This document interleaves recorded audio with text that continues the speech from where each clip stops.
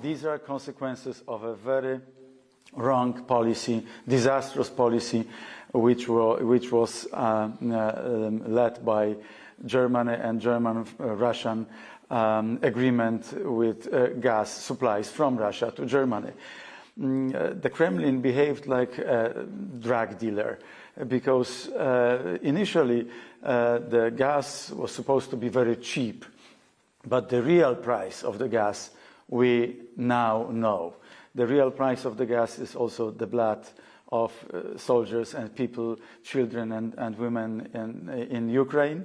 And the real price of gas is the current harsh winter coming in Europe. Lack of gas, very expensive prices of gas and electricity all over Europe. This is the real price of the agreement between Germany and Russia.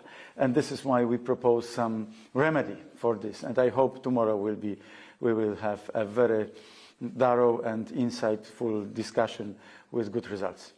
Do you think your proposal or this potential price corridor can convince countries that have been against a price cap, like Germany or the Netherlands?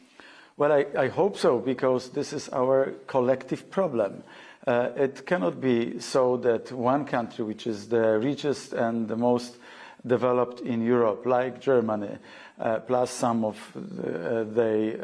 Germany surrounding countries, they can block everything, which is now happening.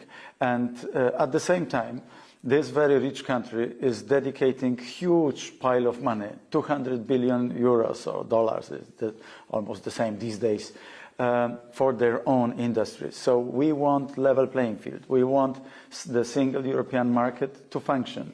And we don't want to be patronized by some countries which then behave in a completely different way than they were expected to do just before. And they are doing the opposite things which they were saying just a couple of years ago. We heard from the German economy minister, Mr. Habeck, just a few days ago, that the US and other friendly gas suppliers have excessive prices. Do you agree with him? Well, I agree with all the statements which indicate that our free world type of country, that our friends, which are countries belonging to the free world, selling the gas at very expensive prices, have to rethink their strategy.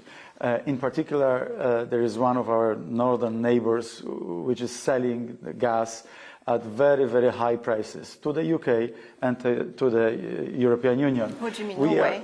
Yes, and we are the only recipient, as far as I know, the main receiver of their gas. And I think a bilateral agreement for longer term, for the good of their producers, is and should be easy to reach, but it is not so far, and this is what concerns me.